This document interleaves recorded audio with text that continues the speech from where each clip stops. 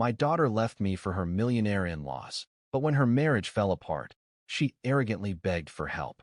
I never imagined that the deepest pain I could experience would not come from an inevitable tragedy or a declared enemy, but from the only person I had given everything for in this life. I thought the greatest test of resilience was losing my wife when our daughter was still young, facing the world with no other company than the laughter of a little girl who barely understood what death meant, rebuilding my life on the foundations of sacrifice, making sure she never lacked anything. But I was wrong. I discovered that the real blow to the soul was not the inevitable loss, but the conscious rejection, the deliberate humiliation of someone you loved with every fiber of your being. Sophia was always the center of my world. When her mother died, I had two options: sink into my own pain or become the father she needed. There was no room for doubt. I put aside my own desires, worked tirelessly, accepted any job that could secure her future, even if it meant spending sleepless nights or watching my body wear out long before its time. I did not regret it. Every smile of hers was enough reward. Every time she told me that she loved me or that she wanted to be like me when she grew up, I felt that all the effort was worth it. I saw her as my greatest pride, the reason to keep going, the only person in this world who would never betray me. In time, her life began to take the direction I always wanted for her. She managed to get into college. She got a good group of friends. She grew up with ambitions I could never have had at her age. I felt satisfied, thinking that I had done the right thing, that I had fulfilled my duty as a father. Then she met Daniel. At first, I thought it was just a fleeting relationship, a college crush like so many others. But the situation changed when she introduced me to her in-laws. From the first moment I stepped into Daniel's family home, I understood that I did not fit into their world. Everything in that mansion was cold, excessively luxurious, with an ostentation that made anyone who did not belong to that circle feel immediately out of place. His mother, Letitia, was a woman with a calculating gaze, one of those people who can smile kindly while undressing you with their eyes, evaluating each of your flaws, looking for any reason to belittle you.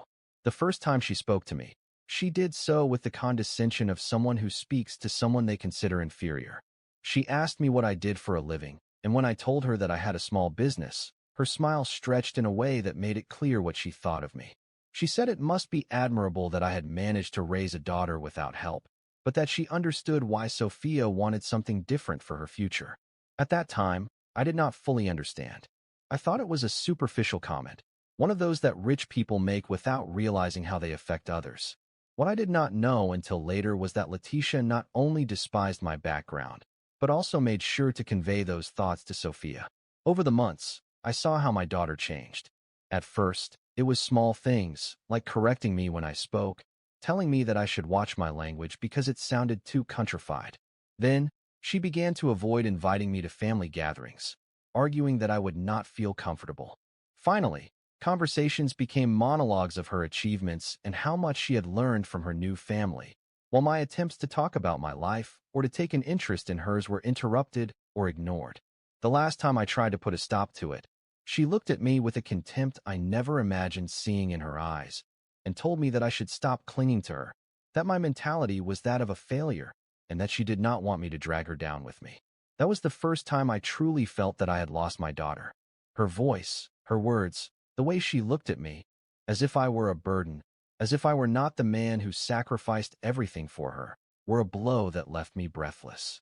I tried to make her see reason, to explain that everything she had, her education, her opportunities, her security, had been thanks to my years of effort, but she would not listen. She said that now she understood what it meant to live with dignity, that being with me was a burden, and that her mother-in-law had shown her what true family was. I did not know what to answer.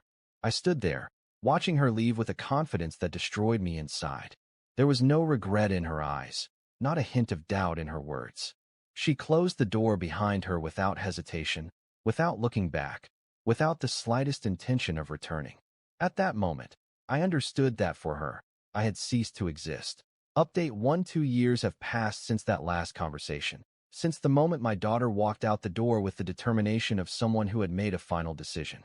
2 years in which, at first, every day was a painful reminder of her absence, in which I found myself checking my phone almost unconsciously, waiting for a message that never came.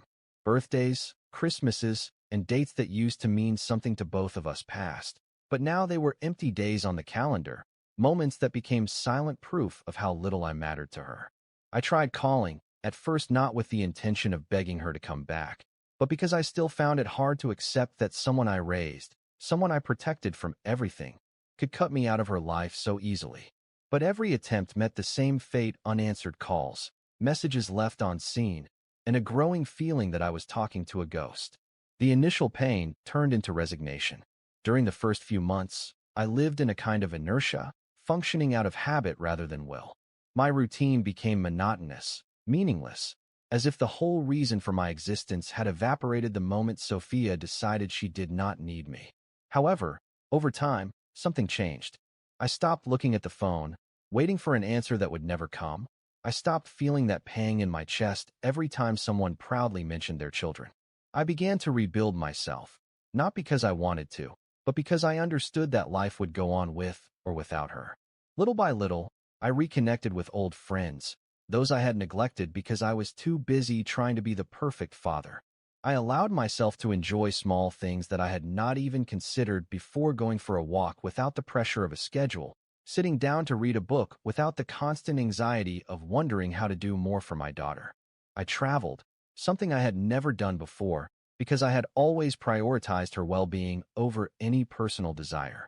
With each step I took away from the shadow of her rejection, I realized that peace of mind could exist even after losing what was most important. Meanwhile, Sophia was living the life she always dreamed of, or so it seemed. Although she had cut off all contact with me, social media offered me occasional glimpses into her world: photos in exclusive restaurants, trips to destinations I only knew from television, events where she rubbed shoulders with people who, at first glance, seemed to be straight out of society magazines.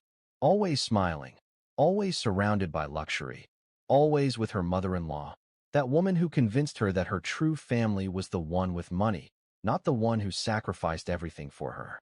At first, each image was a painful reminder of how much she had despised me, how easy it was for her to replace me.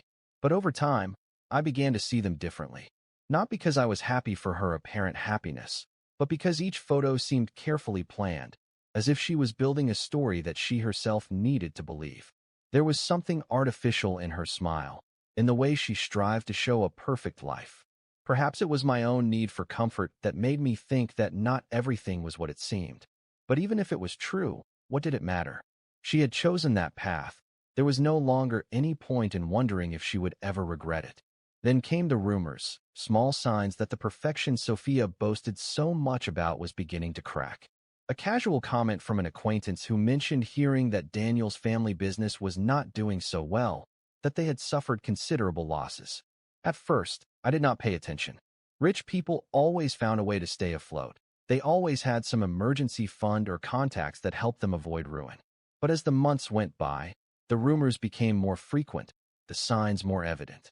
Social media, which had once been the window to her dream life, began to change. Photos of luxurious dinners became less frequent. The trips disappeared completely. The smile that used to be in every image transformed into something more rigid, forced. And then, the biggest sign that something was wrong: Letitia, the mother-in-law who had adored her so much, removed all traces of Sophia from her posts. There were no more photos together, no mentions, no displays of the pride with which she had once exhibited her as her ideal daughter-in-law. I did not need official confirmation to know what was happening. I had seen enough in life to understand that when money disappears, the loyalty of certain people disappears with it. Letitia and her family had enjoyed a life of privilege, but luxury is a house of cards that can collapse with the slightest false move. The question was not if Sophia was in trouble, but how far she had fallen. At another time in my life, perhaps I would have felt some urgency to find out, to help her, even if she had rejected me. But I was no longer the man I was 2 years ago. Sophia made her decision with full awareness, believing that she would never have to look back. If her world was falling apart now, it was not my responsibility to pick up the pieces. I waited, not because I had a plan in mind, but because something told me that sooner or later she would reappear. And I was not wrong. The first sign came in the form of a message. 2 years of absolute silence. 2 years in which I was non-existent to her. And now, suddenly, my phone was vibrating with her name on the screen. I did not open the message immediately. I left it there, ignored, just as she had ignored every attempt of mine to contact her. Not out of spite, but because, for the first time in a long time, I felt that I had control. I knew it would not be the last attempt. I knew that from that moment on, the story was about to change. But what Sophia did not understand was that I was no longer the father she left behind, and this time, she would be the one who would have to face what it means to be forgotten. Update 2: The message remained unopened on my phone for days. Not for lack of curiosity, because deep down, as much as I wanted to deny it, a part of me wanted to know what Sophia had to say after 2 years of absolute contempt. But I was in no hurry. Too much time had passed waiting in vain. Too much time checking the phone hoping that my daughter would realize what she had done, to now give in to the first sign that things in her perfect world were falling apart. No, not this time. Finally, one night when insomnia took hold of me, I decided to read it. It was brief, almost clumsily written, as if the words had been chosen with more urgency than intention. She called me Dad, a title she herself had trampled on years ago.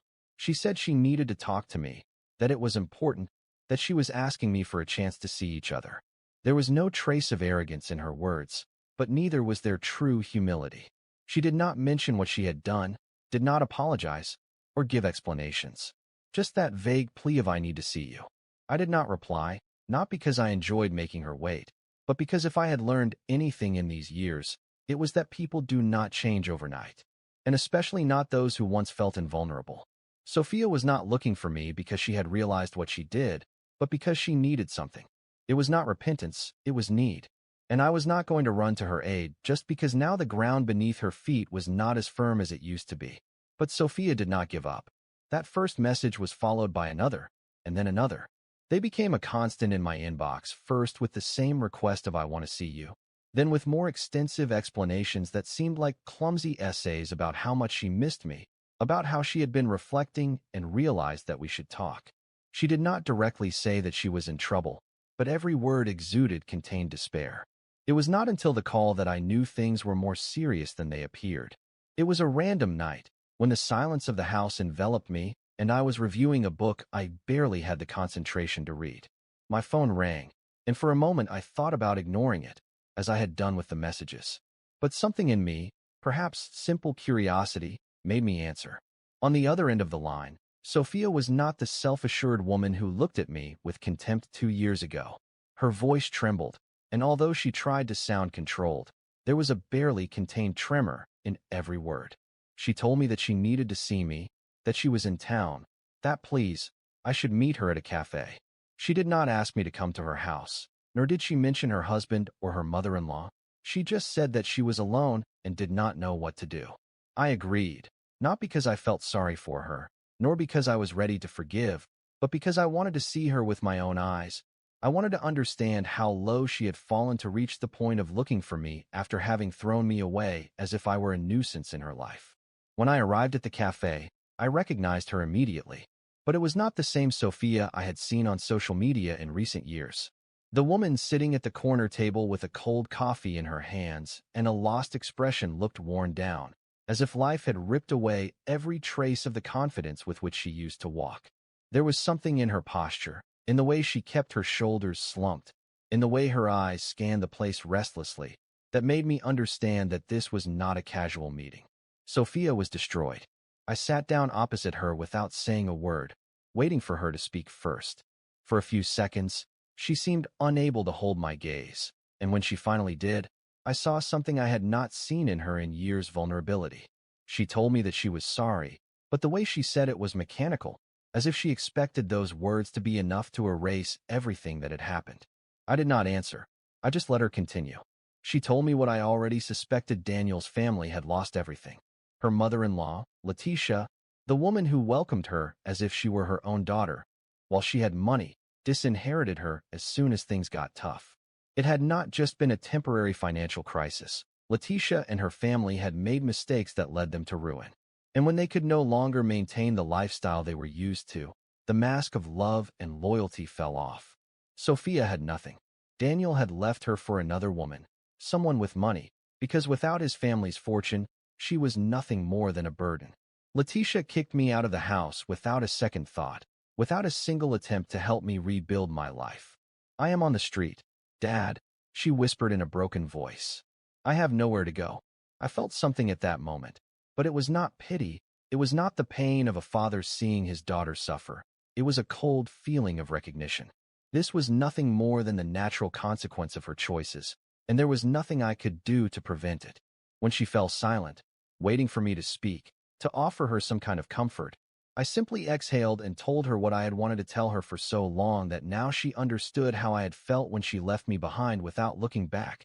That now, when she was looking for me because she had no one else, because she had no other options, I no longer felt the same way about her. I did not yell. I did not insult her. I did not make a scene. I just got up and left her there, alone, just as she had left me. And for the first time in 2 years, I truly felt at peace. Update: 3 weeks passed after that meeting at the cafe.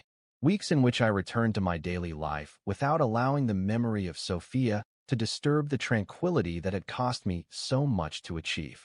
I cannot say that it was easy to erase the image of my devastated daughter from my mind, but neither can I say that it affected me the way she probably expected. I did not feel guilty. I did not feel the need to run to her aid as I might have done years ago. I simply accepted what I already knew: she was paying the price for her choices, and my duty as a father had ended the day she called me a failure and decided that she did not want to see me again. However, Sophia did not disappear. She tried again, then again, and again. At first, it was text messages, first timid, almost as if she was still clinging to the idea that she could get something back from me with minimal effort. She told me about how difficult everything had been, about how much she had changed, about how sorry she was. But I knew my daughter well. These were not messages from someone who was truly seeking forgiveness, but from someone trying to find a way to feel safe again. When she saw that I did not respond, she tried calls, all ignored. And then, as if despair were a poison spreading through her body with each rejection, she went to the next level. She began to show up at my house. The first time, I saw her from the window. She was standing there at the door, dressed in clothes that did not do justice to the image she once had. Her posture was not that of Sophia, who used to walk with her head held high, with that confidence that made her seem unbreakable. Now she was someone smaller, more vulnerable, with her hands clasped and her eyes constantly scanning the neighborhood, as if she was afraid of being seen in that position. I did not knock on the door. I did not open it. I let her wait until she finally understood that I would not come out, that this time, she was the one who had to face the weight of indifference. But Sophia was persistent, not in the way she used to be when it came to getting what she wanted at all costs, but in the way a desperate person clings to any hope. She came back the next day, and the next. Finally, one Saturday afternoon, when it seemed clear that she would not give up, I opened the door. Her expression changed instantly. She believed that opening the door meant that I was willing to listen to her, to forgive her, to give her the opportunity she was looking for. But it was not like that. I leaned against the frame and watched her silently, letting the weight of the situation fall on her. I did not ask her what she wanted because I already knew. I did not give her the opportunity to rehearse a prepared speech because I was not interested in hearing empty words. It was she who finally spoke. She told me that she was sorry, that she was repentant, that she had been stupid, that she should never have let herself be influenced by Daniel's family, that she had been naive in believing that money was everything. She told me that she could not sleep at night thinking about everything she said to me, how cruel she was, how she despised me for no real reason beyond her own greed. I listened to everything without interrupting her, without making any gesture that would give her the impression that her words could change anything.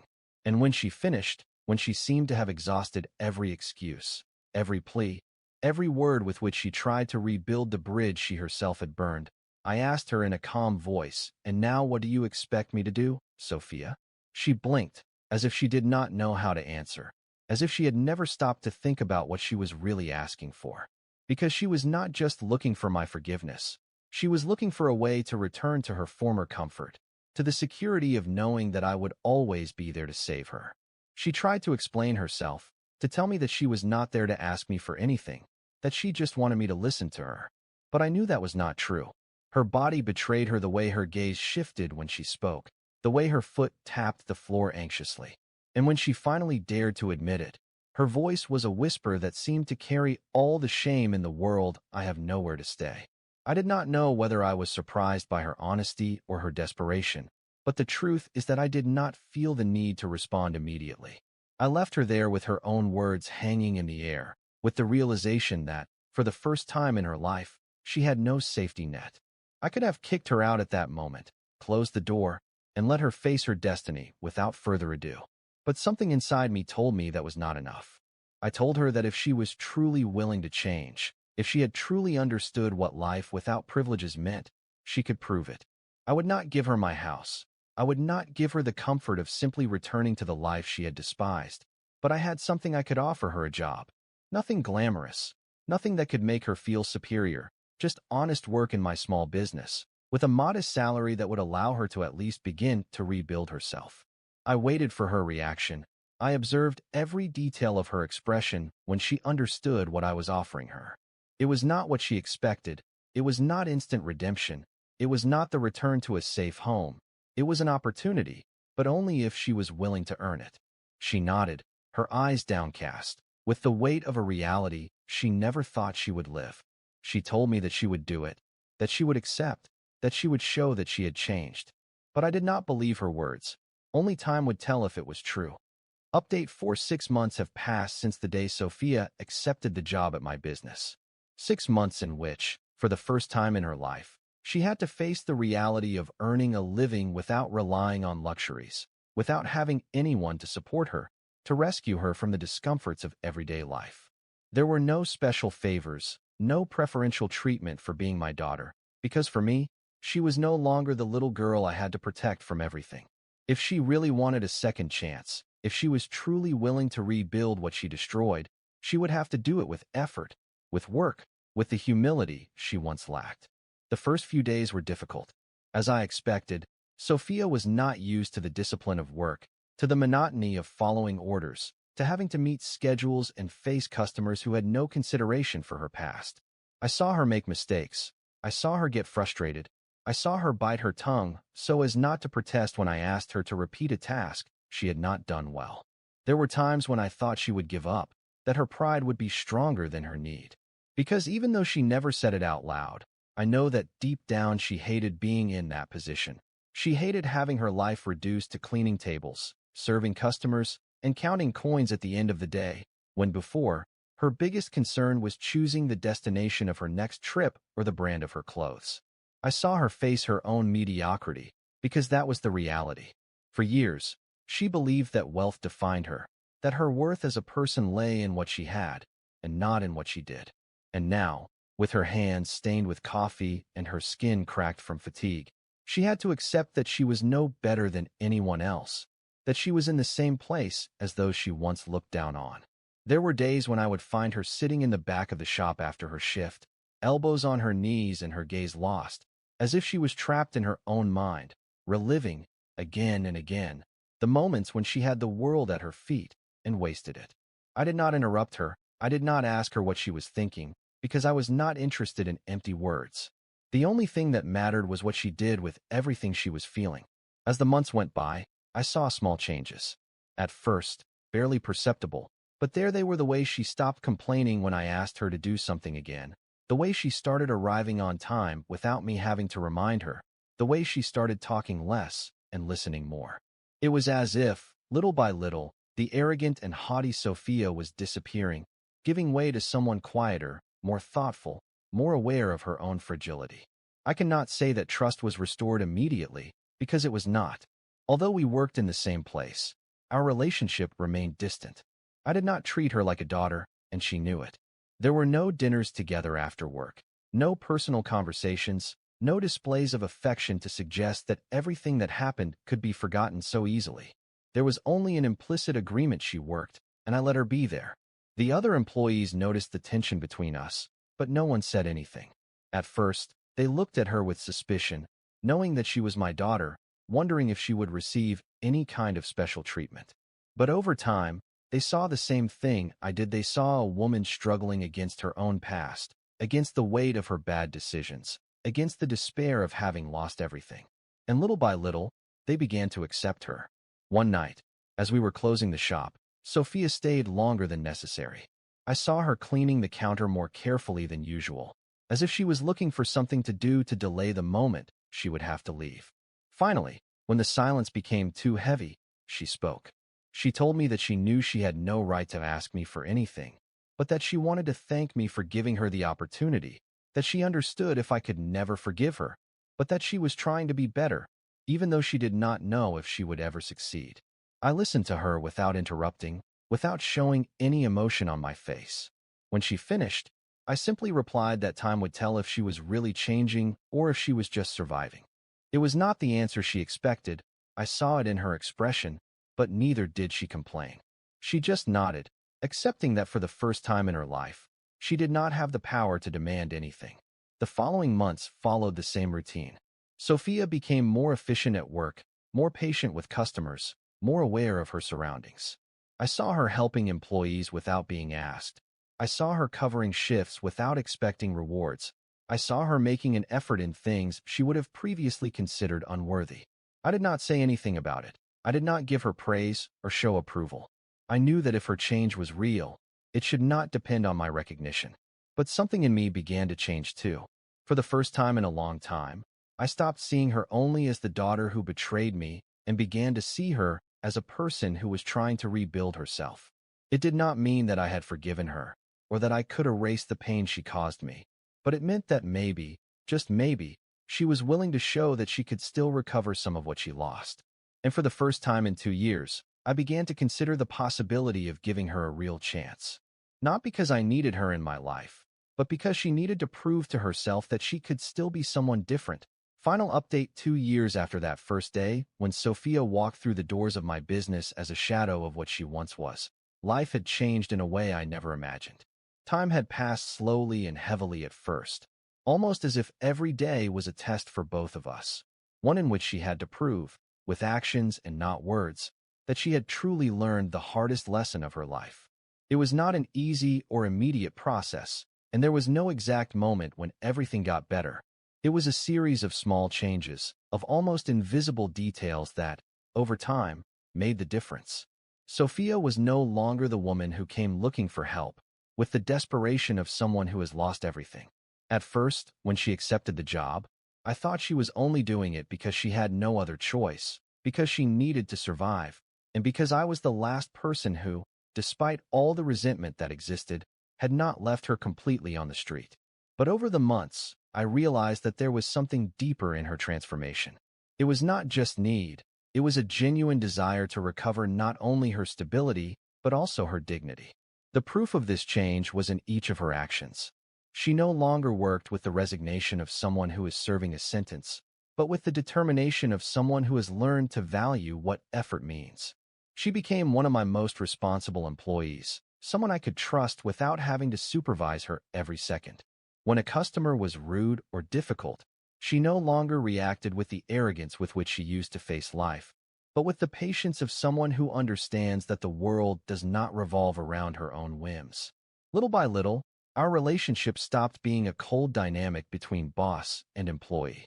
There was no exact moment when things changed, but at some point, after so many nights closing the business together, after so many small interactions that accumulated without us noticing, the distance began to shrink. There was still a wall between us, one built by years of wounds and words that could not be erased, but it was no longer an insurmountable wall. One night, after closing, she stayed longer than usual. It was not the first time she had done it, but this time I noticed something different in her expression. She was nervous, as if she was internally debating whether to say something or not. Finally, after several minutes of silence, she told me in a low voice that she had started saving. It was not much, but it was enough to think about the future, about something beyond simply surviving day to day. She told me about her plans, how she wanted to keep working until she could rent her own place, how she was considering studying something that would allow her to have more options. She did not tell me this expecting approval and recognition. She simply shared it because she felt it was important, because she wanted to show me that she was not waiting for me to rescue her, but that she was willing to do what was necessary for herself. That was the first time in a long time that I felt something akin to pride. I did not say it out loud. It was not the time for that. But internally, I knew that something in me had softened. Not because I had forgotten what she did, nor because her repentance erased the damage of the past, but because I understood that the revenge I thought I wanted to see her suffer and face the consequences of her decisions was not what really gave me satisfaction. What really made me feel at peace was seeing her learn, seeing her rebuild herself from the ruins of her own arrogance, seeing her become someone capable of supporting herself without depending on others.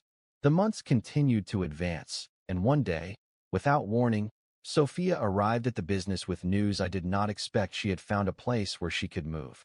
Nothing luxurious, nothing compared to the mansion she once lived in, but it was hers, paid for with her own money, with the effort of her own hands. She told me that she was not asking for help, that she did not want me to do anything for her. She just wanted me to know. It was at that moment that I understood that the real lesson had not been for her, but for me. For years, I thought the only way to close this wound was to see her fall. But now I understood that what really closed the cycle was not her suffering, but her evolution.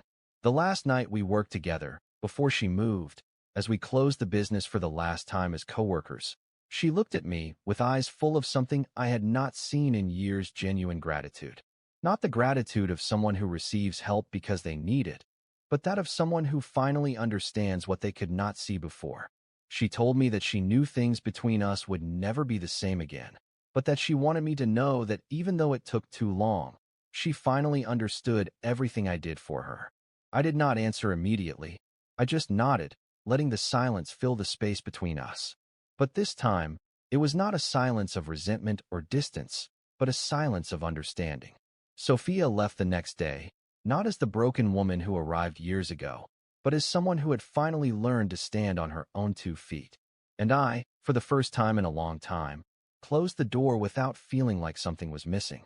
Because, in the end, the true revenge was not seeing her suffer, but seeing her grow, and knowing that she did it without me having to hold her up.